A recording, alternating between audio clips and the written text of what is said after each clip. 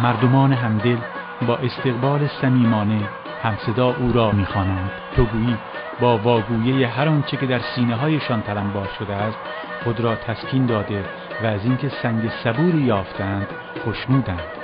آری، آن پیرمرد در عریضه‌اش چه خواسته ای را با رئیس جمهور در میان گذارده است که چنین قرار از کف داده و سوار بر امواج انسانی ساحل مقصود را می‌جوید.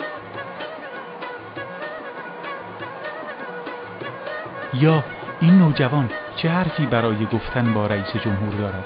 آیا او نیز زخم خورده دیو اعتیاد و فقر است؟ آیا او با گرفتار شدن در چنبری فقر رنگین کمان آرزوهایش را مدت هاست که از یاد برده است؟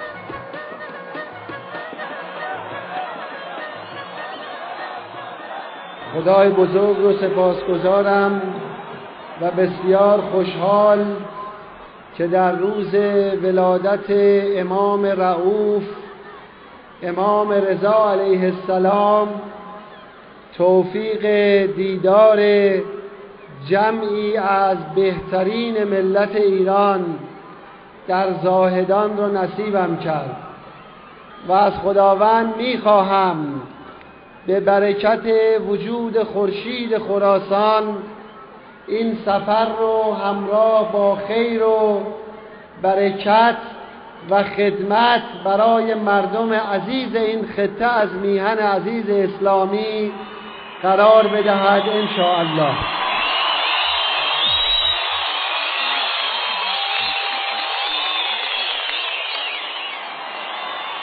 باید دست به دست هم بدیم، استان رو بسازیم.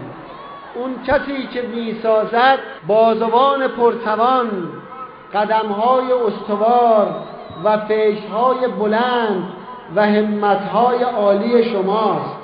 دولت مصمم است با برقراری امنیت اقتصادی، امنیت سیاسی، امنیت اجتماعی انشاءالله فضا را به گونه‌ای آماده بکند تا همه مردم استان بتوانند در فعالیت‌های اقتصادی همه استعدادهای خودشون رو بروز بدن.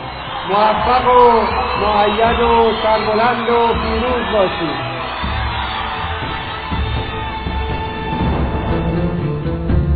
نامه و باز هم نامه.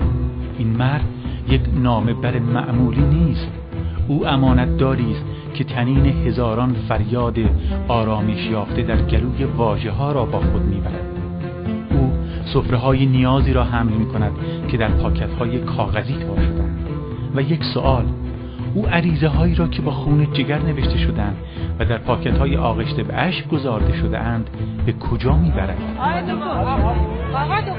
دکتر، این صدقات بگی یادداشت آقا دکتر، یادداشت ما نامه داریم مملکت برای ما کار نکرد امروز داریم ما نامه داریم معلومات شهاده اینجا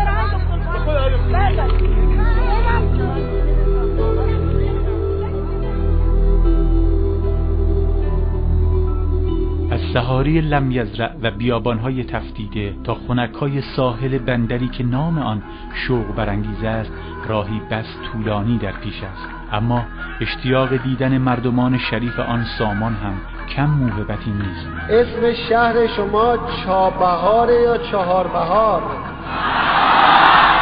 من فکر میکنم شهر شما شهر همیشه بهاره.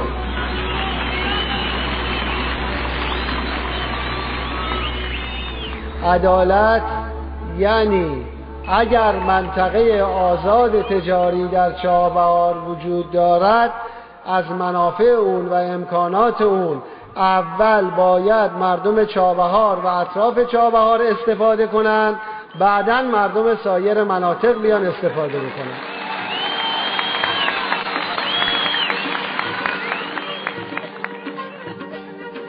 عریضه های جانسوز، کمی شکواییه، یک عالم دعا و ثنا و اینها همه در پاکت‌های نامه.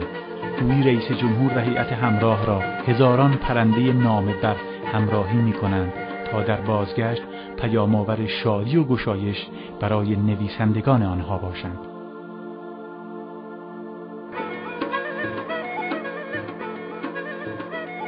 از بندر همیشه بهار آهنگ شهر نیک نامان میکنیم. اینجا نیک شهر است، صدای رئیس جمهور اسلامی ایران. امیدوارم امشب تصویب بشود که این جرائم و سودهایی که به وام کشاورزان تعلق گرفته بخشوده بشه و یک مهلت مناسبی هم قرار بدیم که کشاورزان بتوانند جبران بکنند.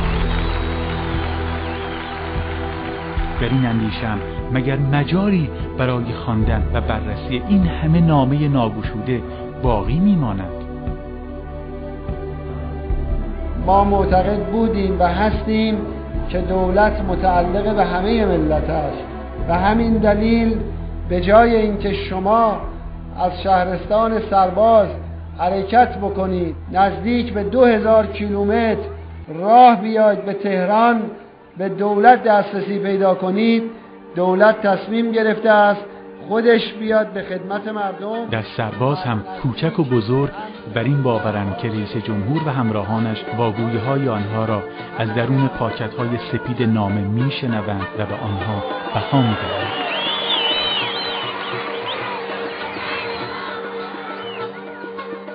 مطلع مثنوی شورانگیز رشادت و فداکاری را در این خطه بیگمان زنان سرودند. در فرهنگ پیامبر عزیز ما بانوان از شأن و جایگاه بسیار برجسته‌ای برخوردارند. زن محور خانواده است، زن عزیز خانواده است، زن کانون مهر و محبت و عاطفه خانواده است. برای اینکه آقایون نشون بدن به این فرهنگ پایبندند یک صلوات بلندی عنایت بکنید.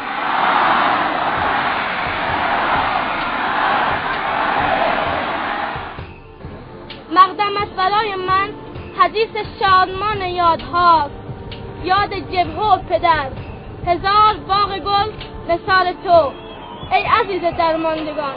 به شهر فرهنگ دوست سرابان دیار نخل و آفتاب خوش آمدید. به لطف خدا سرتاسر سرزمین ایران سرشار از منابع غنی، زمینهای حاصلخیز، آب و هوای بسیار متنوع و از همه مهمتر مردمی پاک با استعداد و بالاتر از اون جوانانی مؤمن، جوانانی هوشمند، جوانانی خلاق و مبتکر و کارآمد است.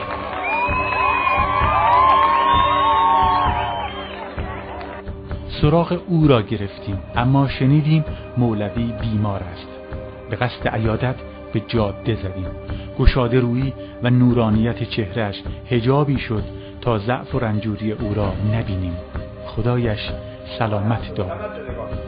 آقا را چه نگاه میکنه ثمره زندگیشون.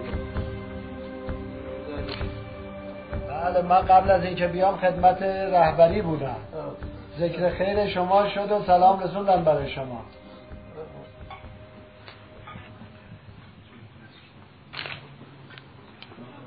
آقای فرماندار بگیم دنبال بکنه، خود شما دنبال باش.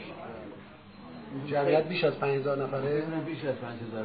خیلی از 5000 اگه چسبیده باشه به شهر میتونه یه ناحیه شهر موزلی بوده ظاهرا برای مردم میگه. حالا ان شاء الله امیدوار هستیم.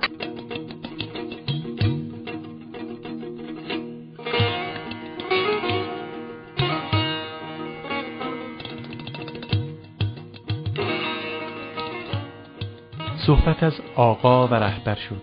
برای تجدید خاطرات سالهای سخت تبعید ایشان سری هم به ایران شهر میزنیم.